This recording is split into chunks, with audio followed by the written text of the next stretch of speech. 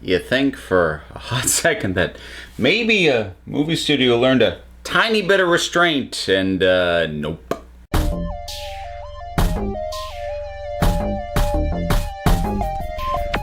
So apparently Sony is working on their next Spider-Man related film. Now, quick update on sort of all things Spider-Man related. We know about the next actual Spider-Man movie coming out. It's going to be called Spider-Man Far From Home. It's featuring two villains, Mysterio and I've suddenly forgotten who the other one is. Mysterio is the big one that's going to be featured in that.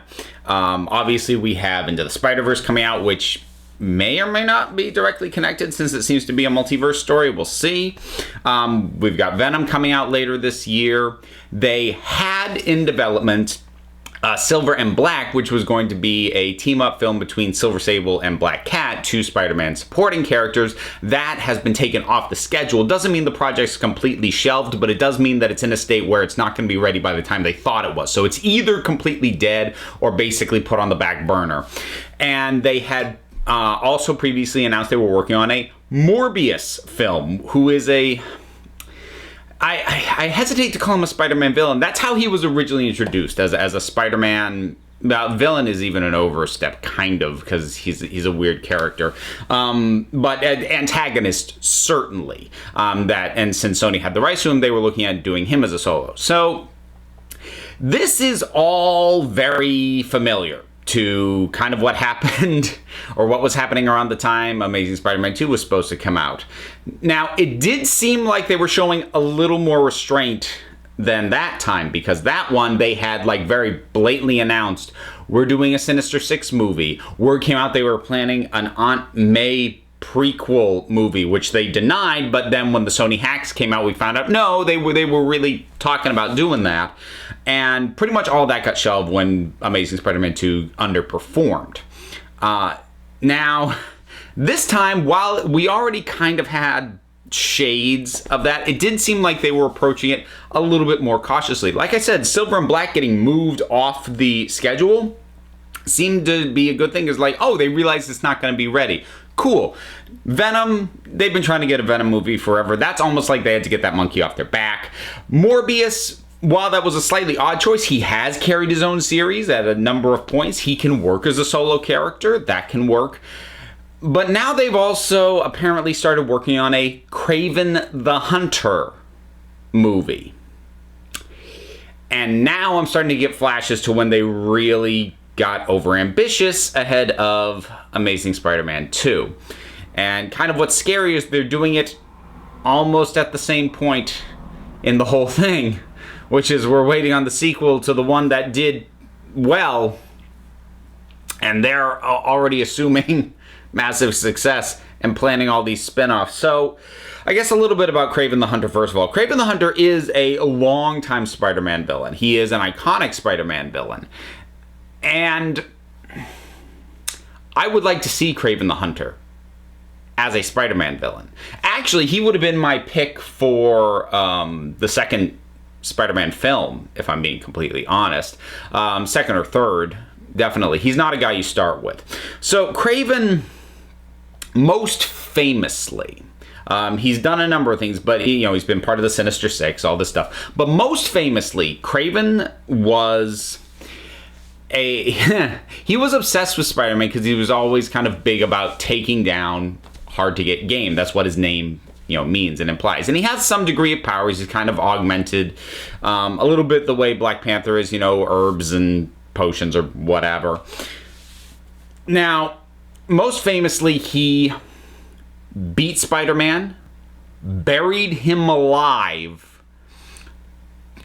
stole his costume, went out as Spider-Man, defeated a villain that Spider-Man hadn't been able to defeat, and then, feeling that he had accomplished everything he wanted to accomplish, killed himself. That was Kraven's Last Hunt, was that storyline. That is what he is most famous for doing.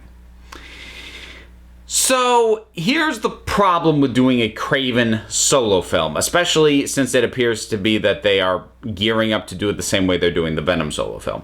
Now, I've talked before about how introducing Venom absent of Spider-Man is a bit of a weird thing, because a big part of Venom's deal is his hatred of Spider-Man, not the shared hatred between both Eddie Brock and the symbiote.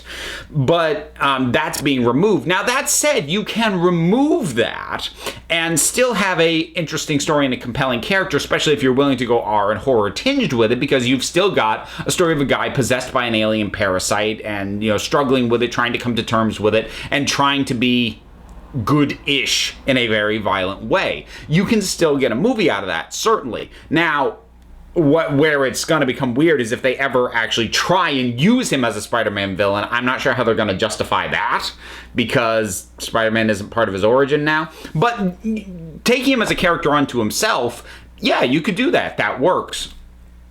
Kraven isn't interesting outside of his stories dealing with Spider-Man. I mean, that's why he never held a solo title, at least so far as I know. I mean, maybe he had a one-shot or a mini here or there, but he's not a guy with his own story to tell. He's very much a supporting player in that way. He needs Spider-Man and his obsession towards Spider-Man to work. Although, I mean, his stuff with Squirrel Girl was cool too. But again, he was already established with the Spider-Man stuff before that could even work. So the idea of doing a Kraven the Hunter solo movie, like, why? Why would anyone be interested in that? And the other thing is, Kraven, while a decent name for Spider-Man fans, that's not a name that more casual fans really know, and certainly they don't think that much of, because as well known within the comic book reading community as Kraven's Last Hunt is, that because of how dark that story is, it hasn't really been adapted to, the TV shows or any of the other media. And I do think how dark that story is a big part of why Kraven has not turned up in the movies up to this point. So he's not a guy, he's not like Venom, where Venom has his own titles in comic book stores. Venom had already appeared in a Spider-Man film. Not one that a lot of people liked, but it gave a level of awareness. He's appeared in pretty much every incarnation of Spider-Man that's been done as a TV show, as a cartoon. So there's plenty of groundwork laid, for people, just casual fans going, oh yeah, I kind of remember that. Kraven, they're going to be like, what? Like, it reeks of just overreaching. And like I said, Morbius made more sense to me because, again, he's a guy with a story that is interesting, completely separate from his relationship with Spider-Man, because he becomes a vampire not through supernatural means, but through science. And a bit like Venom, he is a killer, but he is trying to sort of aim his homicidal tendencies at bad people. So there is still a story to be told there, completely independent of Spider-Man. But Kraven's history, absent Spider-Man, just isn't that interesting. So the fact that they're planning this, and who knows how far they are, and it could just be planning, but it just...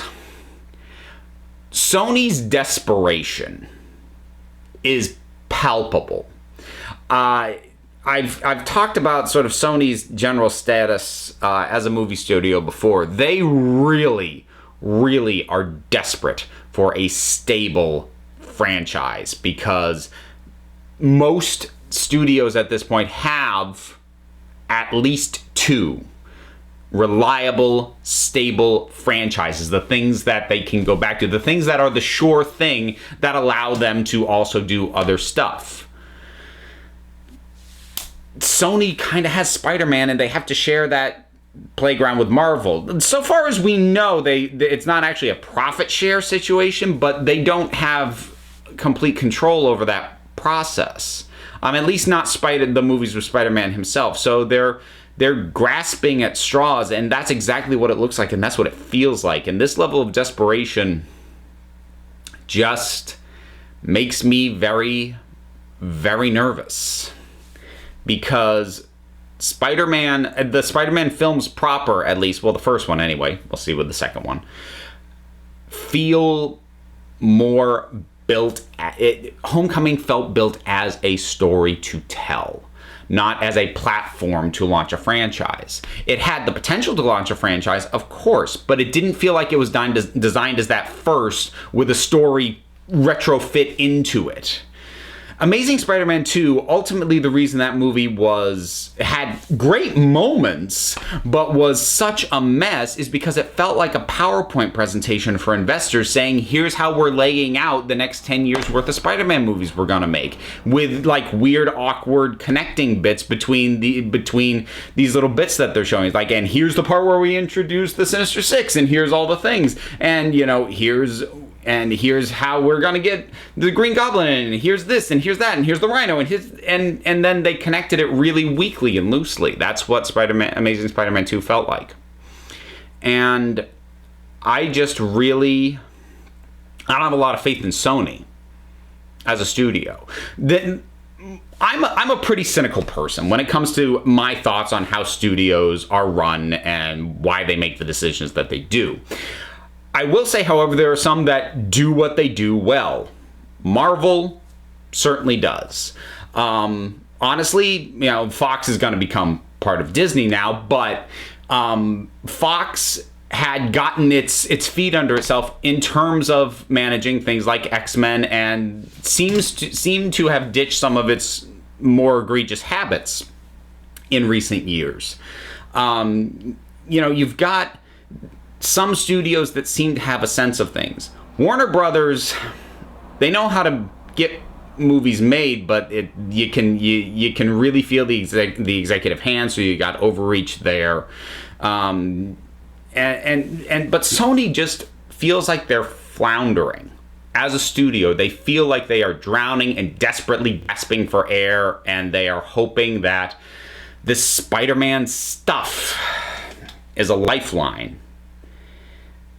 And the sad thing is, if managed well, it could be, but they may very well be making the same mistake Warner Brothers did in regards to the DC films. The mistake that they are still trying to work themselves out of and be sure they don't fall into again, which is to plan their next 5 or so years worth of tentpole films based off something that they don't know if anybody wants yet.